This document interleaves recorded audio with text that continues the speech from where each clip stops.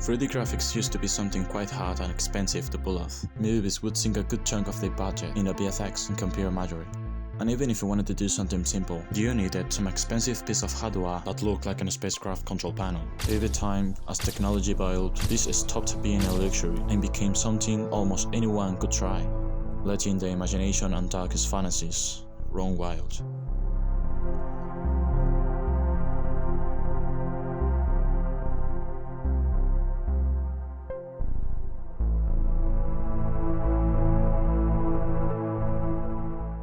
Starting off with a classic one, Ultimate Muscle Roller Legend. This video is literally a legend. There are two distinct stages to life. Before Ultimate Muscle Roller Legend, and after Ultimate Muscle Roller Legend. For years, this animation has been spinning around my mind, and it's sort of difficult to understand why. Why did someone put that much effort into animating this, and then let it pass through the whole rendering process? But the thing is, what the fuck? What is the plot? Why is the plot in here? You know, why they're raising rain for takes? What does she have to do with all this? What is this animation trying to represent? What is it trying to tell us? So I did a 5 minutes research, and the idea of this animation is about two homosexual dudes who live in the forest. And one day, Green appears out of nowhere, drifting a steamroller.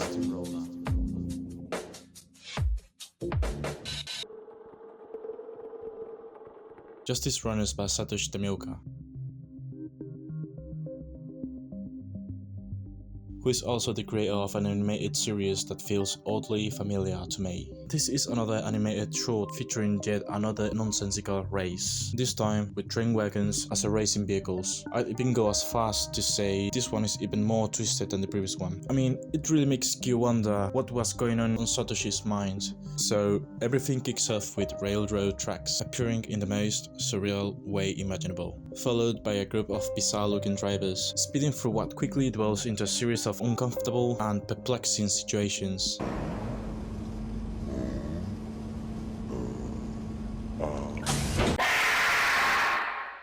This triggers a new level of uncanny valley syndrome in my brain, one I had never experienced before. It makes complete sense to me. The Justice Runners, runners for justice, are extracting these sad, lonely men and bringing them out into the world. I mean, just look at the first guy. The fact that it's the middle of the day and he's at home, alone, in a robe, wearing some sort of Mickey Mouse ears, surrounded by shelves of manga and anime, just shoving more food in his face, proves that he has no life.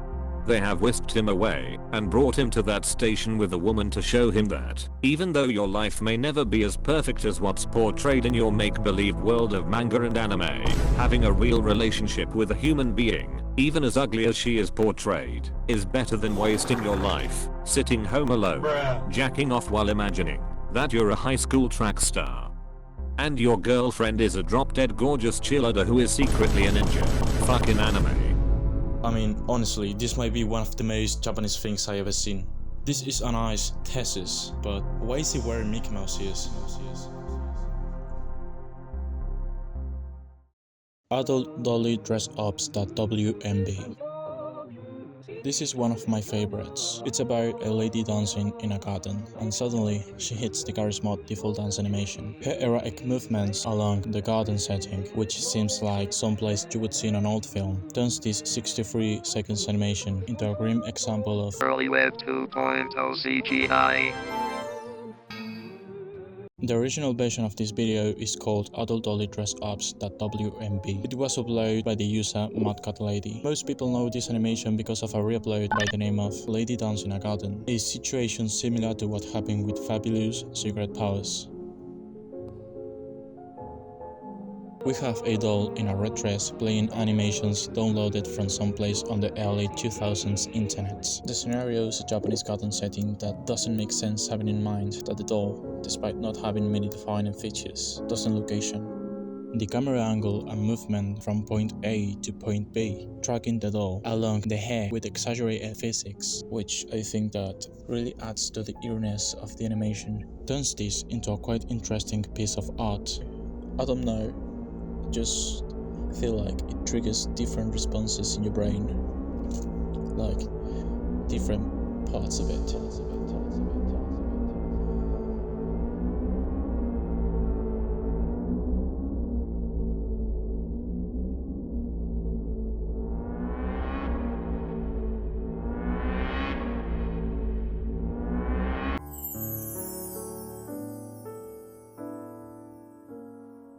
I personally got mixed feelings while watching this, and I am sure you had this weird and melancholic emotional response as well. I mean, is this all we have to live for in life? No, there's more. But we were taught since we were kids that a good life comes from certain principles: studying, having a job, meeting someone, having a family, a way of life that is deeply rooted in us. A basic and simple message that we all understand and are very familiar with. This animation sends us that message. A message that gets all warped because it is trained to portray something so human, with characters that look like they came straight from f***ing Elmite, culminating into a sense of uncertainty in the brain trying to make sense out of this video.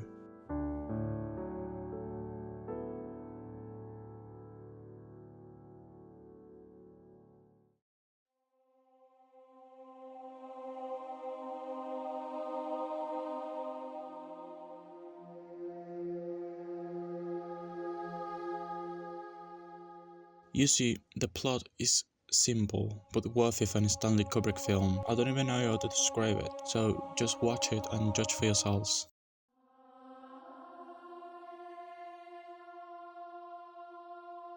Peppa, I know what happened to our parents. I already told you, they died in a car accident. That's not truth. Yes, it is. Peppa, I know you're lying. I saw the basement. George, how many times I told you not to go to the basement? Just tell me, have our father's arm got cooked already? No, but the freezer is broken. I guess I will have to transport our parents to the fridge in the kitchen. Peppa, stop doing it.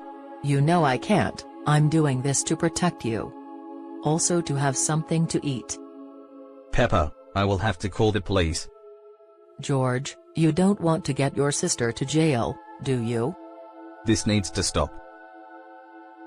George, I guess it's time for you to become a man. What do you mean? I will give you something no other sister would ever give you. Peppa, stop that. You're a bit stressed, just let me do my thing. F off Peppa, f off Peppa, f off Peppa, f off Peppa, f off Peppa, f off Peppa, f off Peppa, f off Peppa, f off Peppa, f off Peppa, f off Peppa, f off Peppa, f off Peppa. No. The fact that she recently her parents and the bodies are rotting in the basement, combined with the fact that this entire situation is happening in a parent's bedroom, and added to the fact that Peppa's body looks like that of a Barbie doll whose head has been playfully replaced, truly makes you feel the and psychological abuse that George is about to experience.